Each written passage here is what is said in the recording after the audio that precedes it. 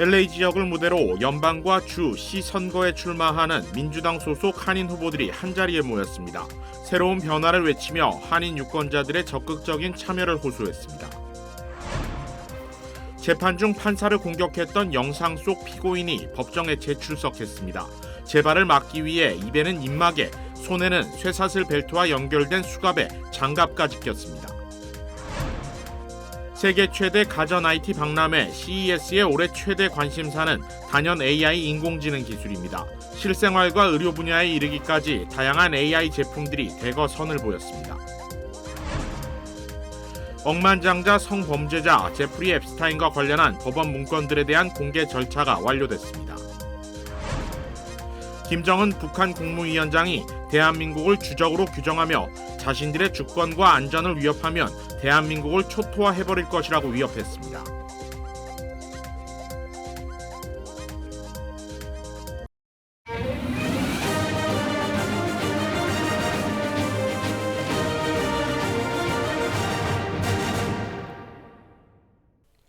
시청자 여러분 안녕하십니까? KBS 아메리카 뉴스입니다.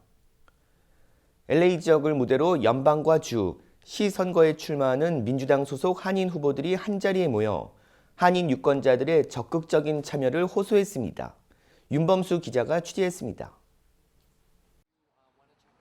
LA 한인타운이 있는 연방 하원 34지구에 출마를 선언한 데이빗 김 후보.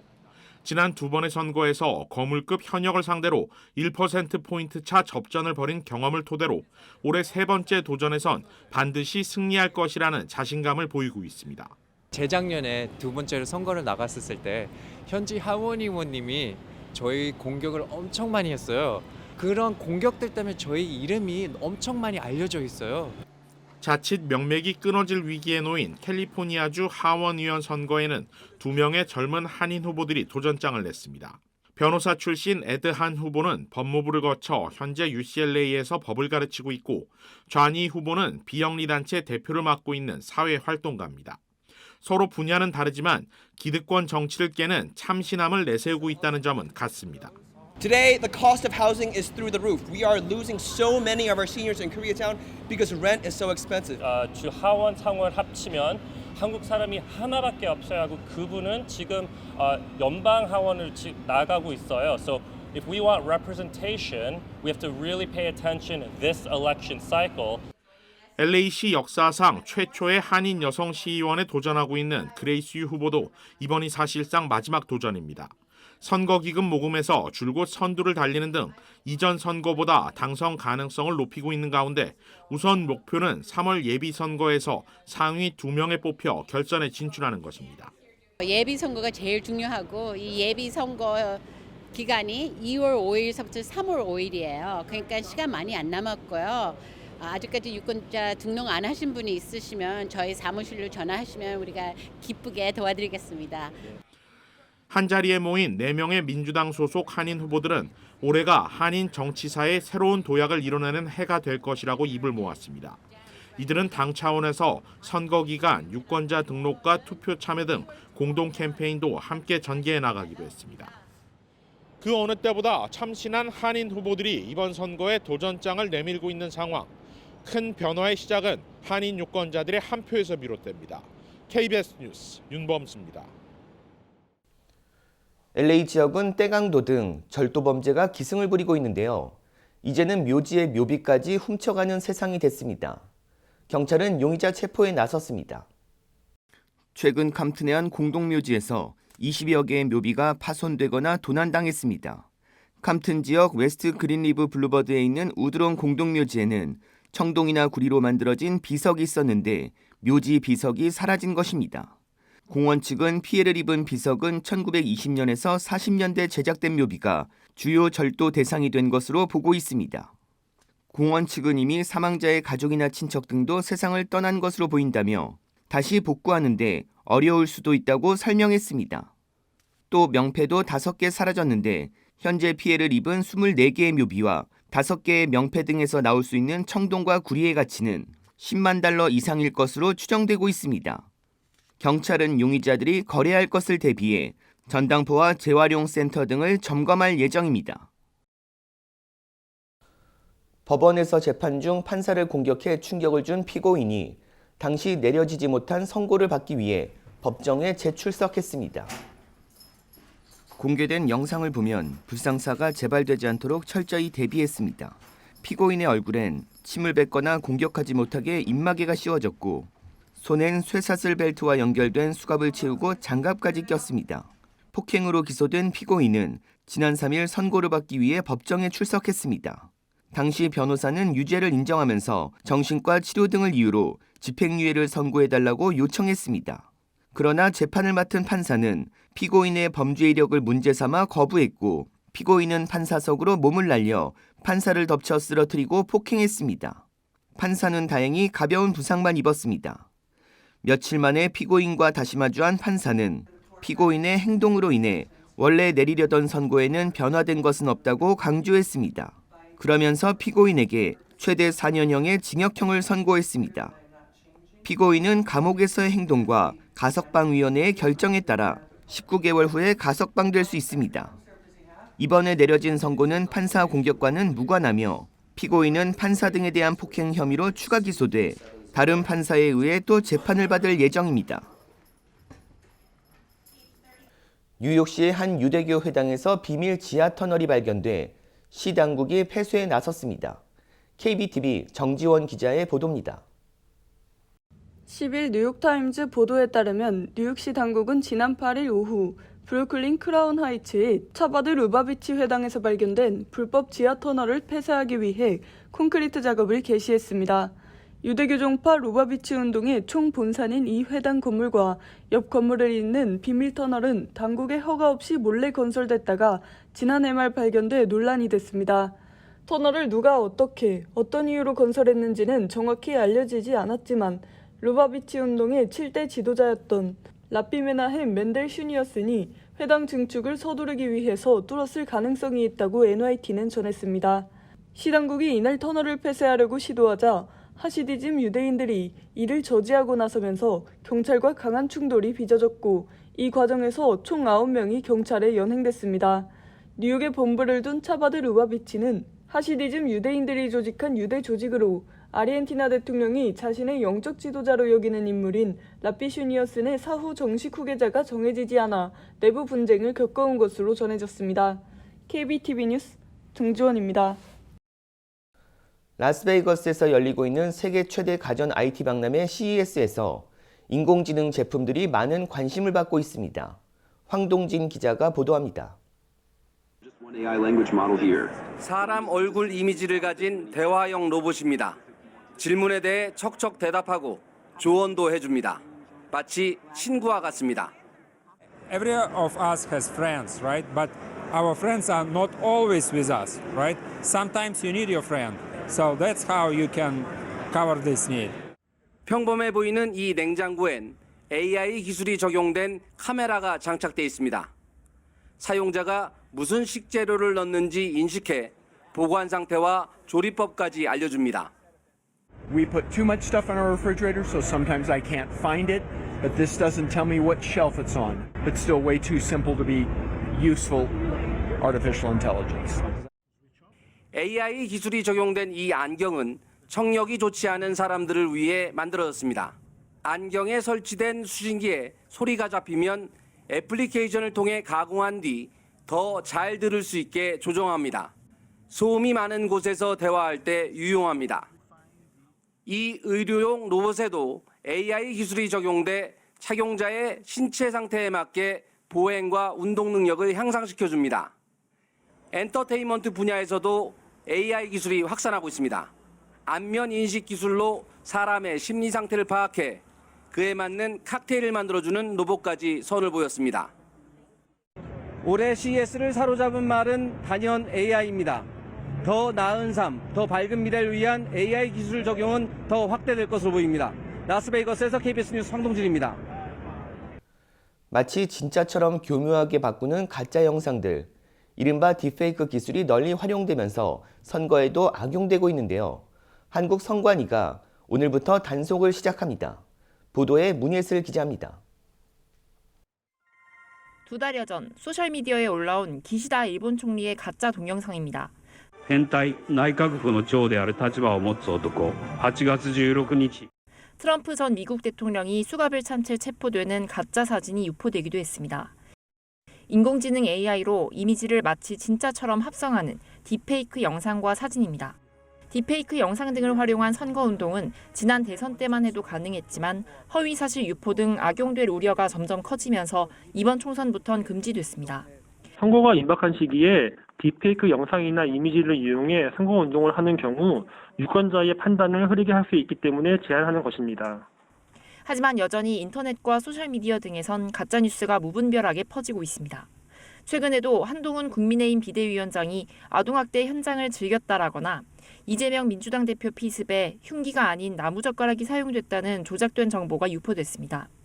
현 21대 국회엔 가짜뉴스를 규제하는 법안이 8건 발의돼 있지만 무엇을 가짜뉴스라고 부를지 제대로 합의도 안 된 상태입니다. 중앙선관위는 오늘부터 AI 감별반을 운영하고 딥페이크를 활용한 선거운동 단속에 나설 예정입니다. KBS 뉴스 문예슬입니다. 성범죄자 제프리 앰스타인과 관련한 법원 문건 공개 절차가 완료됐습니다. 공개된 문건은 앰스타인의 성범죄 피해자인 버지니아 주프레가 2015년 앰스타인의 여자친구 길레인 맥스웰을 상대로 제기한 소송과 관련한 증언록과 녹취록 등 수천여 페이지의 서류들입니다. 소송이 2017년 양측의 합의로 일단락되면서 이와 관련한 법원 문건들은 수년에 걸쳐 공개됐지만 법원이 지난달 문서에 봉인된 부분을 완전히 해제하라고 명령한 뒤 지난주부터 차례로 추가 공개됐습니다. 익명으로 처리됐던 부분을 되살린 이들 문건에는 영국 앤드류 왕자, 빌 클린턴 전 대통령, 도널드 트럼프 전 대통령 등 영국과 미국 정치권은 물론 금융권 주요 인사들이 거명돼 있습니다. 이번에 공개된 마지막 문건에는 주프레가 17살 때부터 앰스타인이 자신을 성적으로 학대했고 앤드류 왕자를 포함한 남성들과 성적 접촉을 하도록 추선했다는 2016년 증언록이 포함됐습니다. 주프레는 당시 진술에서 앤드류 왕자와의 성관계 대가로 앰스타인에게 $15,000를 받았다고 밝혔습니다. 또한 주프레는 클린턴 전 대통령이 앰스타인의 집을 방문했을 때 미성년자 소녀들이 성적 학대를 당하고 있다는 점을 분명히 알고 있었을 것이라고 주장했습니다.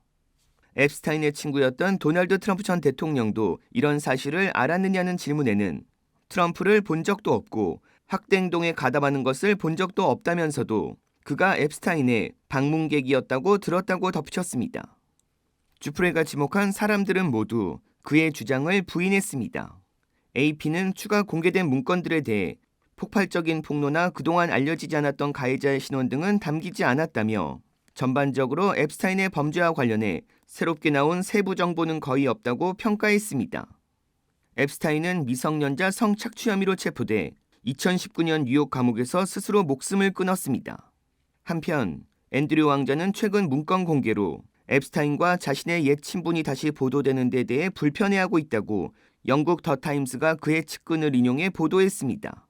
한편 실명 공개 명단에 포함된 사실이 앰스타인의 성범죄와 연루됐다는 것을 의미하진 않는다는 것이 언론의 설명입니다.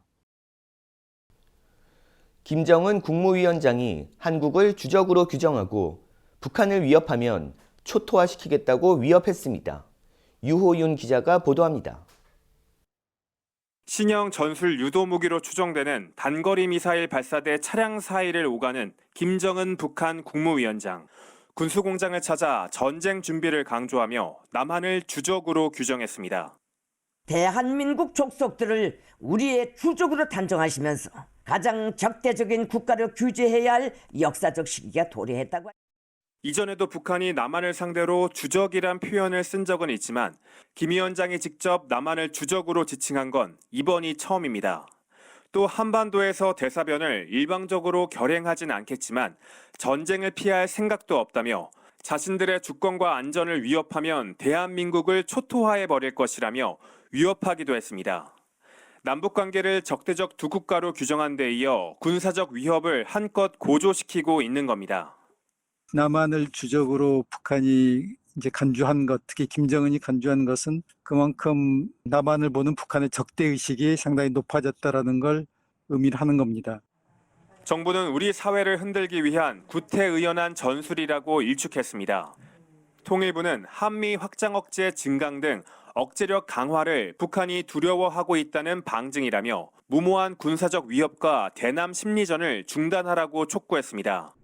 합동참모본부는 북한의 도발 가능성과 무기 개발 동향을 예의주시하면서 확고한 연합방위 태세를 기반으로 어떠한 도발에도 만반의 대비 태세를 갖추고 있다고 강조했습니다. KBS 뉴스 유호윤입니다. 세대에 상관없이 세입자들이 렌트비를 내는데 어려움을 겪고 있는 것으로 나타났습니다.